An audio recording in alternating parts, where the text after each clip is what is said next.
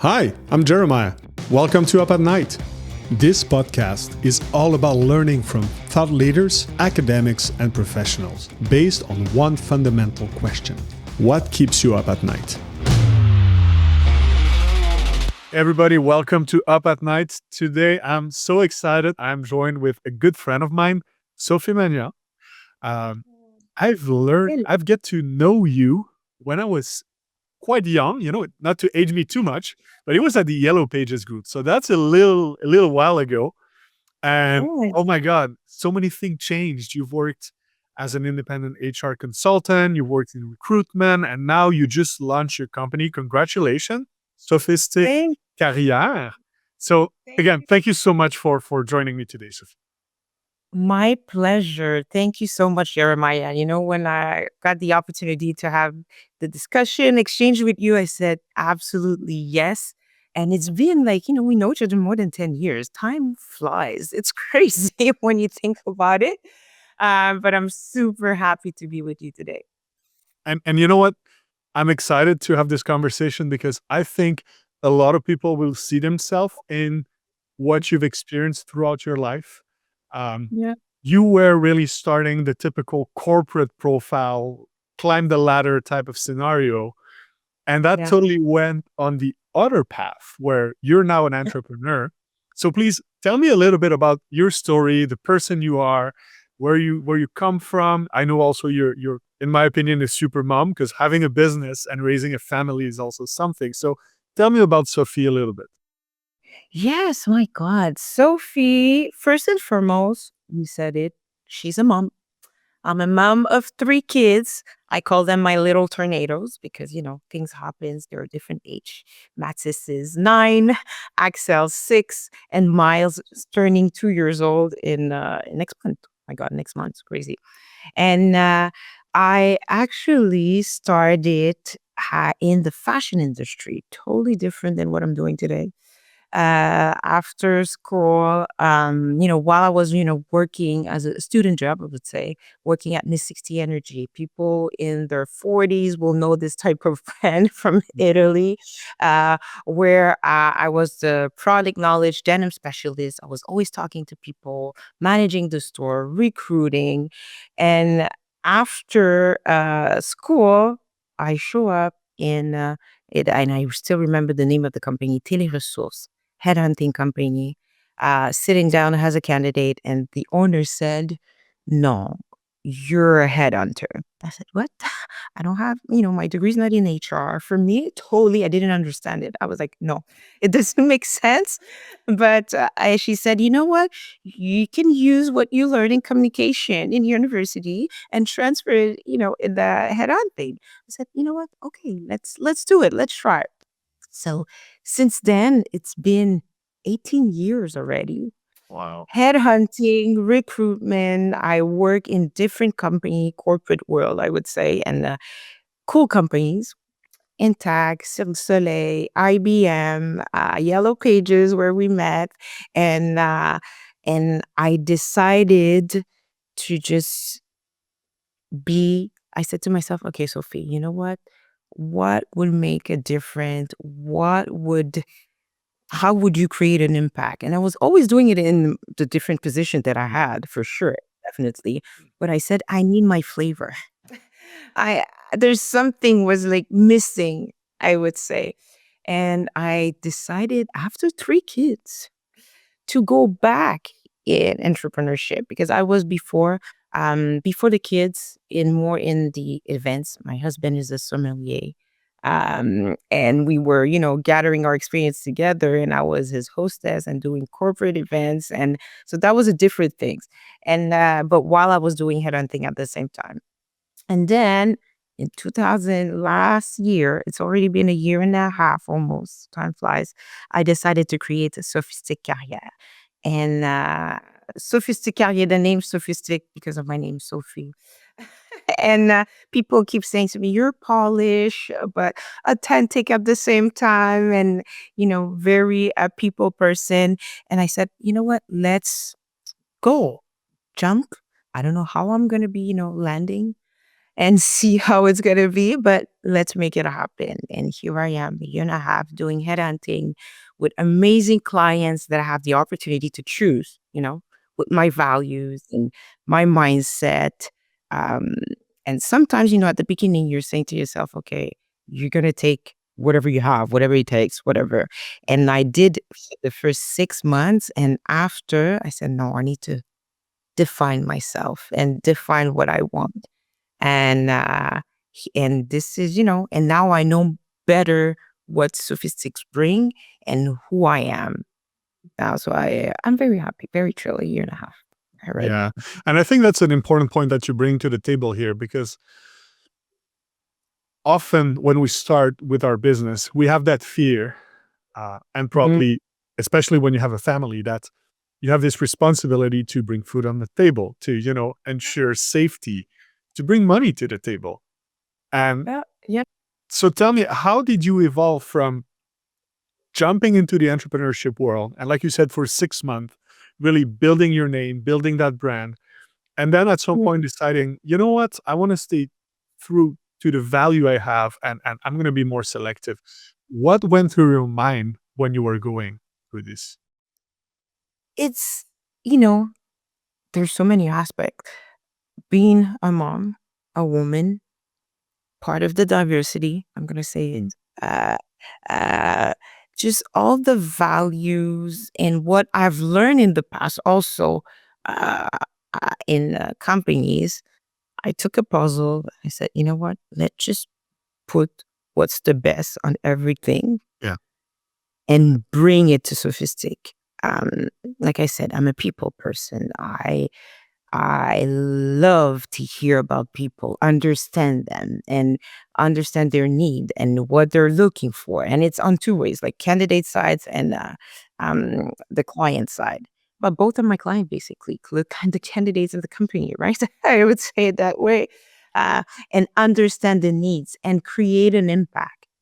And I love to say it, changing lives basically. And it's true because everybody's looking pretty much, if you're not an entrepreneur, you're looking for a position. You're, like you said, bringing food on the table. So everybody's working different aspect in a certain way. So be there and be involved and in helping people and be with them to change their life and just find the right position for them. For me, this is what, keeps me up at night, I would say. And not only that, like on a daily basis, this is the main thing I want to do. It's just making sure that I bring excellence, but I create an impact and changing life. That's the main thing. Simple as that. That's great. Now, I would like to do this exercise where we're jumping back a year and a half ago, and you get the opportunity to start back what you started. What would Yes. you do differently, or what have you learned within that time that you told yourself, I wish I knew that from the get-go? Oh my God. That first and foremost, when you start a business, you need money. I bet for me, that was, I said, you know what? Okay, I have a LinkedIn. I have I have a phone. I can start the job. Yes, for sure. But regarding about the branding, investing about the personal branding, about how to bring the company out there in the market, the tools, I realized that I needed more money than I expected, honestly. And I said, okay, Sophie, so how, manage and budgeting and also making sure to have a specific structure, right? Because, as an entrepreneur, you're the brand ambassador of a company. You're the person who's bringing the service. You're the engine. You're everything. And I felt that, um, it may, what I would have done be like, I would say, better is to structure myself. Because the first 6 months, I honestly, Jeremiah, I felt that I was all over the place, you know, Yeah. we should like to make sure like there's a marketing there, branding. taking care when the kids are sick. But I have a client. I have a client who's waiting for me for a meeting, but I can't say, sorry, my son is sick. You're the first time you're meeting me. You don't know who I am. So just mixing everything was challenging. And I did a lot of posts regarding this, on LinkedIn, and people to understand the empathy and say, hey, you know what? I have my son right next to me, and I'm like doing an interview in a few minutes. So I have to put my son, making sure that he's quiet and be at focus and do my job and bring excellence, because that's who I am. So it's challenging with the motherhood and the entrepreneurship, I would say, was and still a challenge. It's still a challenge, but I wouldn't change that. I wouldn't change that. But yes, Yeah. money. Like you And have and more debt. and you're a great example of trying to reinvent the wheel in a very stable and competitive market. Mhm. There's more headhunting and recruitment company than I can probably think of. And my question to you would be, many people would hesitate jumping into the entrepreneurial state for the sole reason that they're telling themselves, "Oh, but there's so many people already doing it. How am I going to make it different?" I would like Mm, to ask you, because Sophistik is a bit different, but how did you end up being confident enough to say, I'm different enough that I'm going to make a difference in the market, and I think I got something different to bring to the table? it's all starting with who you are, Mm. your personal branding, and what you can bring as a person. Because people, yes, who know me in the industry will say, okay, Sophie, she's excellent. She's gonna go good and hunter. She's gonna bring people, right, the right candidate, the perfect match. But it's the relationship, the building, the empathy, the um, Yeah. what makes me different. It's because I'm Sophie. You know, it's because I take time with like I said, with my client. I educate myself, not because I know how to do headhunting that I can educate myself. I always making sure that I'm, you know, understanding the market, understanding the technologies, understanding, AI now. People say True. you you you could be replaced by a machine now or by AI.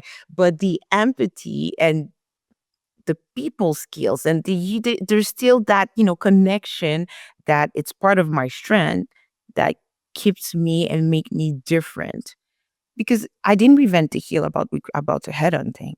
you Yeah. know I didn't reinvent it. Headhunting is, when you're headhunting people were sitting down in their chair, very comfortable, and they get a phone call with me and say, hey, hi, my name is Sophie. And they're like, how did you get my phone number? Who are you? Like, how come?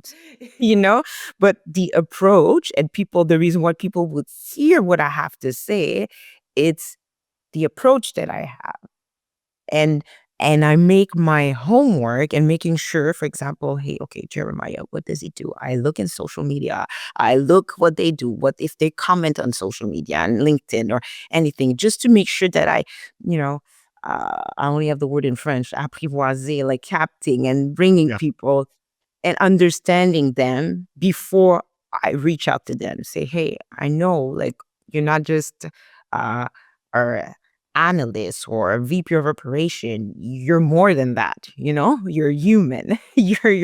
You have preferences, and everything now online can be online. Like, you could read people with social media, and, and that's what I think it makes me different now. I love it. I love it. Talking about starting as a solo entrepreneur, AI is obviously taking a lot of space. Wow. Was it something that helped you in your early stage to, you said you had to develop branding, you had to develop everything. Was AI part of that journey? Absolutely. And I'm not even afraid or shy or ashamed to say it. Absolutely, yes. Brings me ideas. Also, for example, for my interviews, when I have to, do the resume, Mhm. I create it. I'm the one who created interview the person, but to make it, like, to structure it, to analyze it, of course I use AI, because instead of, doing like 15, 20 minutes with that task, or sometimes half an hour, depending of the level of the position, it helps me. It makes me have like 15 minutes, half an hour more in my day. So why I wouldn't use AI, you know? For me, that was like a natural and very automatic for me to use AI. I'm part of, the technology world. People know that I did a lot of recruitment in IT. So for sure, it was kind of natural for me, I would say, Yeah. in a certain way. But I highly recommend to every entrepreneur to use definitely AI. It helps us for sure. I strongly believe that it's going to change the way we do business. Do you think a startup nowadays who don't consider AI will have a chance? No, I don't think so. Mm-mm. No, because you need those tools. It makes you more efficient, quicker, faster, and also it it doesn't change your work, but it's just make it better. Yeah. You know, um, and it's you just have more time in your day, trust me. That's that's how I see it now. Because before I'm comparing myself, before analyzing interviews, making sure, when I do analyzing the need with my clients, of course, I'm the one's typing, I'm the one who's creating the base. Oh my God, AI helps me all the way. I love AI. I could, it's in, it's part of me personally. I love to hear that because I think it's becoming increasingly accessible, and Yeah. seeing people reluctant to use that tool, especially in a context where you start something up, um, really still surprised me that people are reluctant to use it. And I think it's such a competitive advantage, like you mentioned, that it would almost be as it would be crazy not to. It's almost like we're in a computer world and you still use, pen and paper. Exactly. Exactly. It's exactly it. This is the perfect confirmation. Exactly it. And it doesn't change the human relationship, people relationship. I'm not saying it's that we need human. We need people. Yeah. We need recruiters. We need headhunters if I talk about my field. But, just to be more efficient for sure, it should be part of our lives on a daily basis. So I gotta ask you, because I'm sure in our audience, people are gonna wonder, can you manage a family, 3 kid, and a startup without doing certain sacrifices? And if so, how can you do that? No, you do sacrifices. You do. I do. I do. If someone tells me or has the perfect, recipe for me, bring it on. I'm I haven't heard it yet, trust me. I'm all open for it. I choose the sacrifice that I do. Okay. For example, this morning, can we talk about this morning? This morning, I had an interview before the podcast, interview, client meetings. Mine not I didn't sleep. One of my kids was super sick. Sick, sick, sick. And I said, okay, how am I gonna do this? So what I sacrifice is my sleep, which we shouldn't do that, don't get me wrong. But I mean, I sacrifice my sleep to make sure that I'm on point with my clients and I'm on point with my interview. And I'll just sleep earlier tonight. It's simple.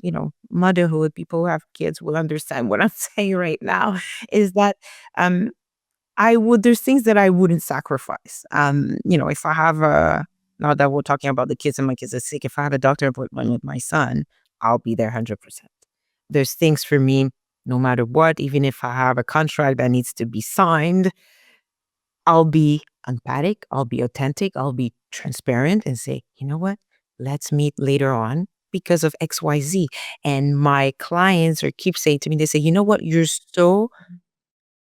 honest, you're human, you're saying the real things. You just, be yourself. We know you're a mom, things can happen. Of course, I deliver and I bring excellence because if not, they wouldn't work with me and they're not going to, give me another mandate.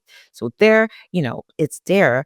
But at the same time, if something happens, I'm open and I just say it. And there's a way of saying things and there's a way to manage and to balancing things. But I do sacrifice on a daily basis, honestly. If it's on me, kids, my husband. Last night he said, "Hey, do you want to watch Netflix?" "No, honey, sorry. I need to finalize something." But I do need to have the support around you. I do have the support, but it's part of it. But when you're doing it for yourself, for your family, and you know the purpose and you know why you're doing this, it's amazing. I wouldn't go back. I think things happens in life sometimes, and you're just like, you know what? Yes, like I did it. Yeah. you understand what I mean? Oh, yeah. Uh, but it's not easy. It's a roller coaster for sure. That Everybody says it, and it's true. It is a roller coaster. Sophie, I want to ask you, every entrepreneur is somehow driven, and people think success is money, but it's not often. And of course, it's an important factor. Like you mentioned, you need it as a tool to grow, to achieve objectives. But what is your definition of success? my definition of success. Oh my God, there's so many angles on my definition of success. Um, I'll separate it. As a woman, as a businesswoman, have the luxury to choose my clients, to be, yes, selective, because I want people to have the same value than me, a similar mindset, because we're not all the same for sure. This is one for me. It's part of my success. As a mom, have my kids healthy, because I had situations that I had to be at the hospital for a month with one of my sons, and and the success today with that experience is that every there's a percentage of every mandates that I have, that as soon that you sign a mandate with me, there's a percentage that go in the foundation for what Matis has, the Kawasaki disease.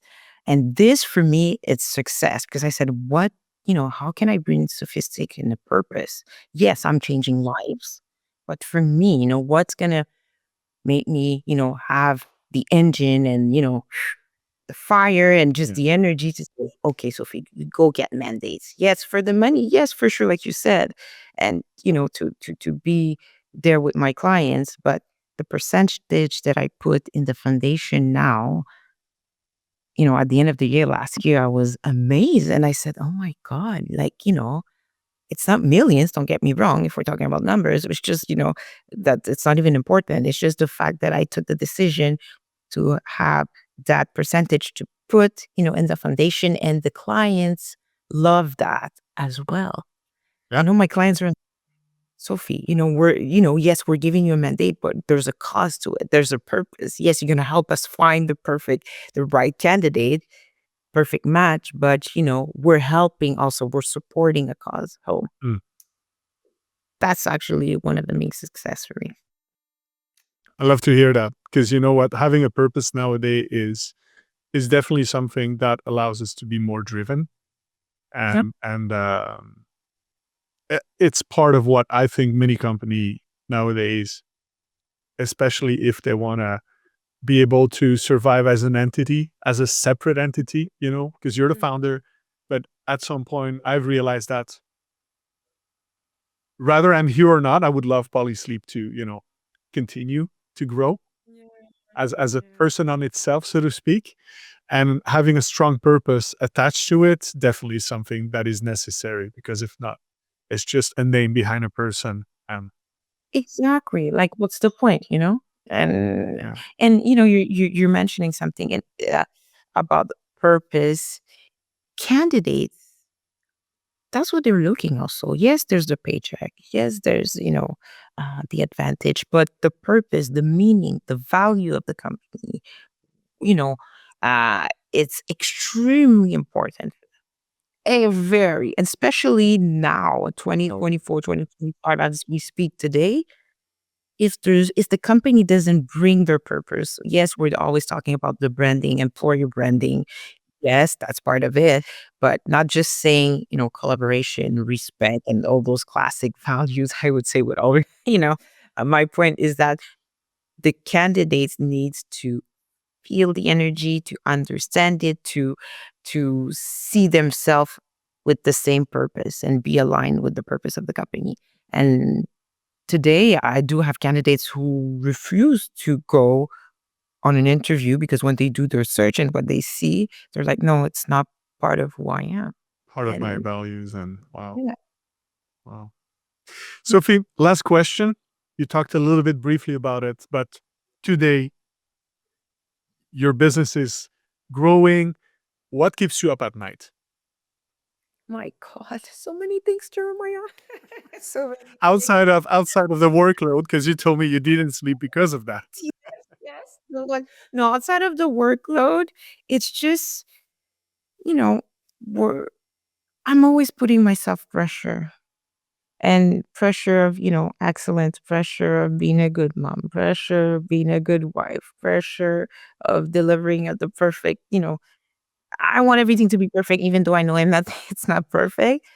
But what keeps me up is just, to think about all this. But at the same time, I'm not seeing it in a negative way. Mm, I see it in a positive way that I still need to innovate and change and go further. And, you know, so it gives me, yes, it keeps me up at night, but it gives me drive and challenge. And it's a good thing. Even if I'm tired the next day, it's good. I still smile, right? I keep smile. I still go further. And for sure, the entrepreneur world or being an entrepreneur, I don't sleep the way I used to sleep. That's for sure. But it's okay. It's okay, And and because of the purpose that I have to, build something concrete also for my kids yeah. in the future, they see me working, they're so funny. They're like, okay, mommy, you can do it. It's so, and it's like keep saying that to myself, like, okay, Sophie, you can do it. And yeah. That's an amazing drive and purpose, I think. To have the kids, behind you to push you as well is probably something that gives you a lot of energy. Yeah. And my husband too, I have to say. He sees the ups and downs and the roller coasters, and he sees me squeeze like, oh my God, what should I do about this? But the importance is to be surrounded with good people, With the good people. Yeah. entrepreneurs. Yep. Sophie, thank you so much for joining me today. Last Right. but not least, if people want to reach out to you, LinkedIn is probably the best platform. Yes, LinkedIn, but there's also Instagram. I do have my page, Sophistik Carrière, on Instagram and Facebook. And I actually have a lot of comments, very surprising, and messages in the Instagram and Facebook, not only LinkedIn. So the three platforms are definitely where to reach out to me. So Sophistik Carrière or Sophie Maignan. Amazing. Thank you so much for all that. And I'm looking forward to see how the company and how you're going to grow in the upcoming years. It's always a pleasure to speak with you. Thank you. Likewise. Thank you so much for the invitation. Appreciate it. Thank you so much for being part of the Up at Night family. If you've liked what you heard today, don't forget to rate, follow, subscribe, or leave me a comment below. New episodes of Up at Night drop every 2 weeks. Make sure you're subscribed so you don't miss a single episode. I'm Jeremiah Curvers. Until next time.